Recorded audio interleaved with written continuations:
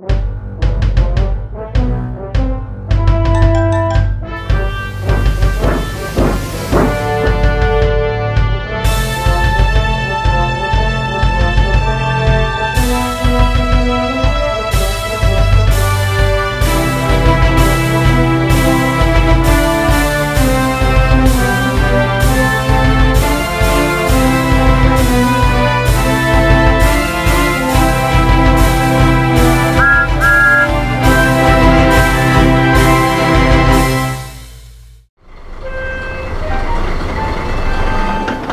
rainy evening, BoCo the big diesel had taken to find Kipper.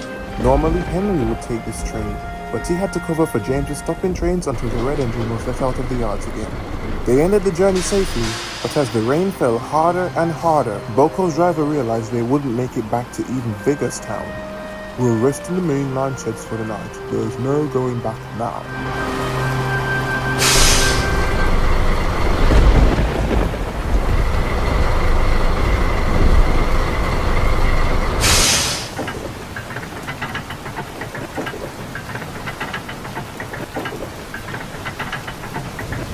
The rain poured down as BoCo reversed into the sheds.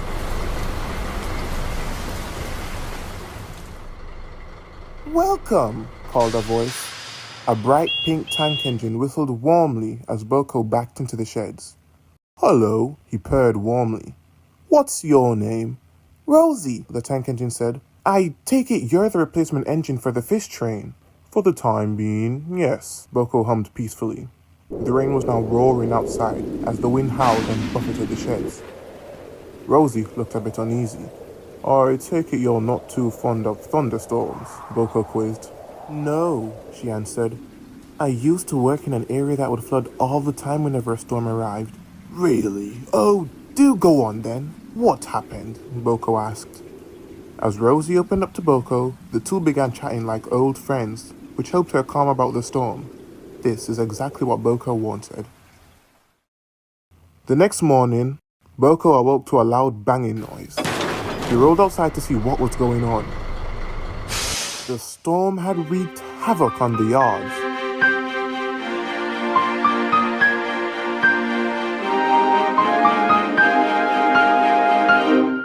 That truck had found itself jammed in the turntable well.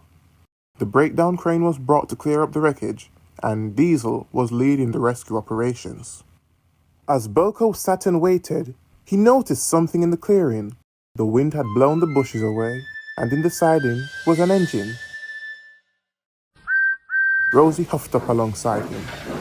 "Has that engine always been there?" BoCo asked. Rosie looked over to the bushes and then back at the diesel. "No, I can't say I've ever seen anything beyond those bushes." BoCo was curious. Once the rubble had been cleared, he made his way to the disused siding.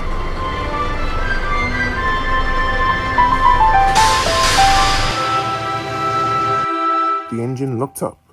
Its paint was shabby, and vines and bushes grew through its wheels and footplate. "Hello," BoCo called to him. The engine said nothing. "I take it you're not much of a talker then?" "Well, my name is BoCo. Pleasure to meet you." The little engine smiled sheepishly. "Have you been here long?" BoCo asked. The engine sighed, as if answering the question. BoCo felt bad for the engine. Suddenly, he had an idea. "Do you want to come with me, back to the island of Sodor?" "You're a Sodor engine?" he asked meekly. "And a proud one, too," BoCo smiled. "If you come with me, we have a workshop crew that can fix you right up." The engine beamed. BoCo hurried back to the yard to find Rosie arranging a train. "Whose train is this, Rosie?" "Yours if you're up for it," she smiled.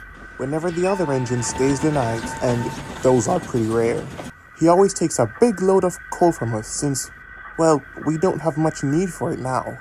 BoCo paused. He looked at the train and then back at Rosie. "Well, I have to go fill up and take care of an urgent matter. But I'll be back before you can blow your whistle and arrange the entire yard," he called as he raced back down the line. Rosie laughed and got back to work. The old engine saw him backing up and gasped. Are you really going to help me? Of course, BoCo smiled. You'll be my little secret project. You'll be right back to work in no time. The engine beamed.